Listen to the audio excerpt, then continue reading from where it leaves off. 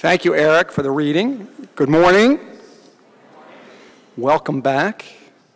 And an especially warm welcome to all of you who are new to Episcopal. We're excited to have you with us, and we look forward to getting to know you and having you share your talents and gifts with us as the year commences. For some of you, this is day one at Episcopal. For some, it's the start of your last year in middle school or upper school. For some seniors, the start of their 14th year at Episcopal. Who's in that category of senior lifers? We've got a few of them out there. Oh, that's a good group. For one individual, Mr. Hollinger, our senior master, this is the start of his 42nd year at Episcopal. Congratulations, Mr. Hollinger, for all your history and institutional memory. And could you stand and be recognized, please, Mr. Hollinger? There he is.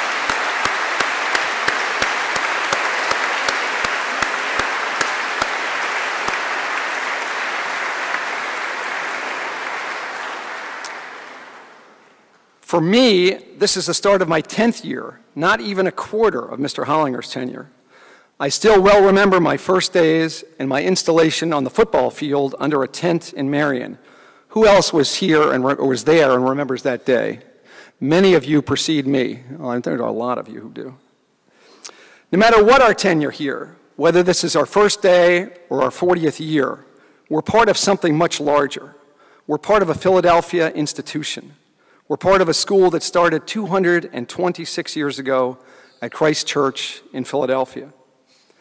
Back in 1785, in the early days of this country, before we even had a constitution, back when we were just 13 colonies, a few individuals came together to establish our school, to help produce leaders for our new country.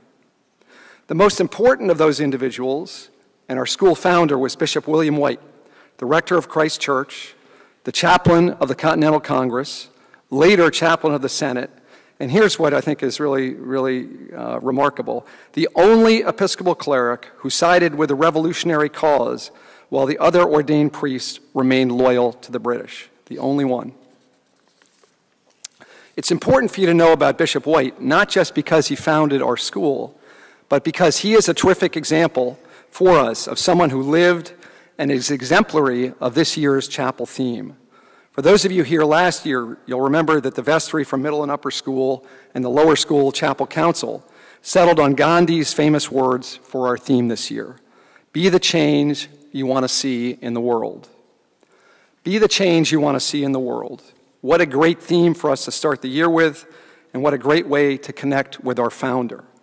When we hear that quote, we think of Gandhi and how he led India to its independence through nonviolent resistance. We think, too, of Martin Luther King, who adopted Gandhi's nonviolent tactics and became the agent for the change he wanted to see in the world. King and Gandhi ended up changing the course of history. Now when you hear that quote, be the change you want to see in the world, I want those words to summon up an additional image, the image of Bishop William White, and here is why. White was one of the great reformers of his time. He saw a need and led the changes to solve the problems of his day. He saw a need for leaders in Philadelphia and in our fledgling country, and he created Episcopal Academy. But he did not stop there.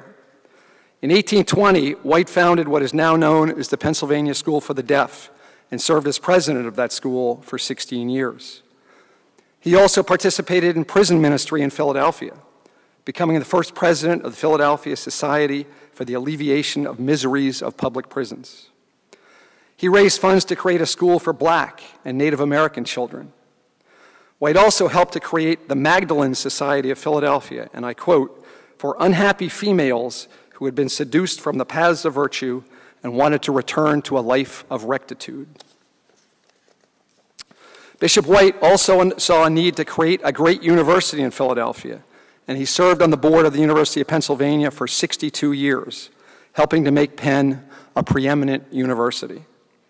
Finally, during outbreaks of yellow fever in the 1790s, Bishop White remained in the city to tend the ill when many other prominent citizens fled to the countryside. Bishop William White, be the change you want to see in the world. Make things better for others. He did just that. 226 years after our founding, if Bishop White were with us today, what would he want from us at his school? what would his expectations be? First, I think White would say, live a virtuous life, or be a person of good character. At Episcopal, we have a code of character to live by in the form of our 10 stripes. If you started here in lower or middle school, you certainly know those 10 stripes on the EA sweater. But if you're new or need a refresher, let me call on our 10 members of EQV to remind us. What are those 10 stripes?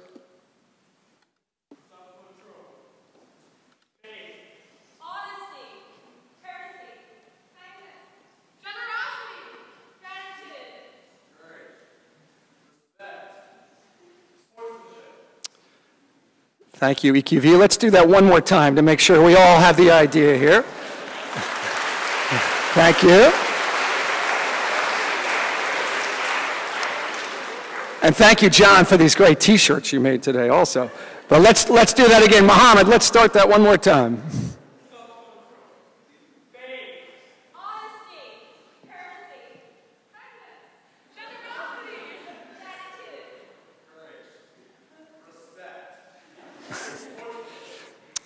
Thank you.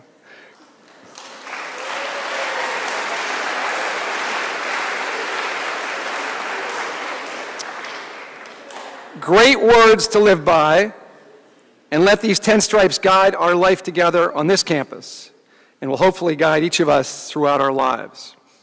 So we have our stripes to live by. What else would Bishop White want from us? Clearly, he was all about service and changing the world for the better. And I hope that all of you will follow the bishop's lead in giving back in large ways or small. But before taking on the world, let's first act locally and think about how we can best serve each other. Adolescence is hard. It's always hard to make the right choices, and school is hard. Episcopal is going to challenge you. There are going to be inevitably some difficult days, but you can make them a lot easier if you can support each other. We are a band of brothers and sisters at Episcopal. We are in this together.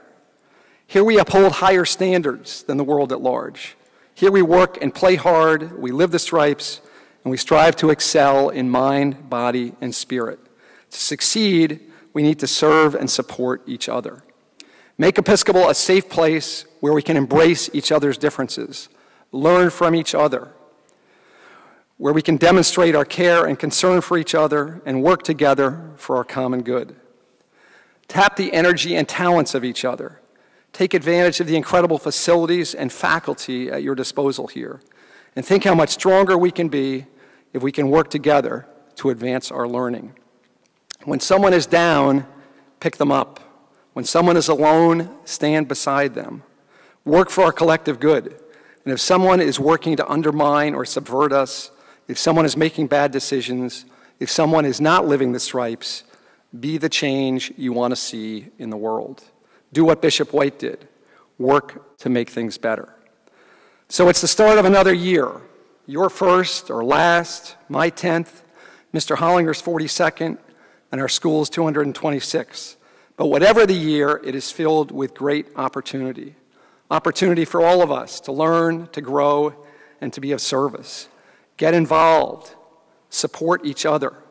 Live our stripes, but please do something else for me. As today's lesson said, love your neighbor as yourself. Our job as teachers and coaches is to love you, to love each and every one of you unconditionally, no matter what.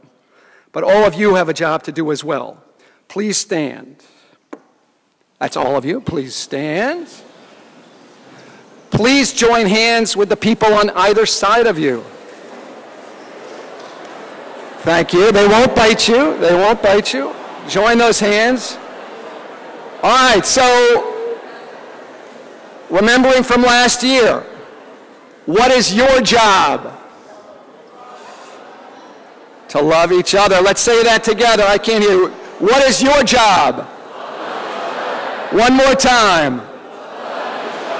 Thank you. If we can love each other through good times and bad, if we can love and stand by each other, Bishop White will be proud, I'll be proud, and we will be the change we want to see in the world and have a great year at Episcopal. Let's all work on that. Amen.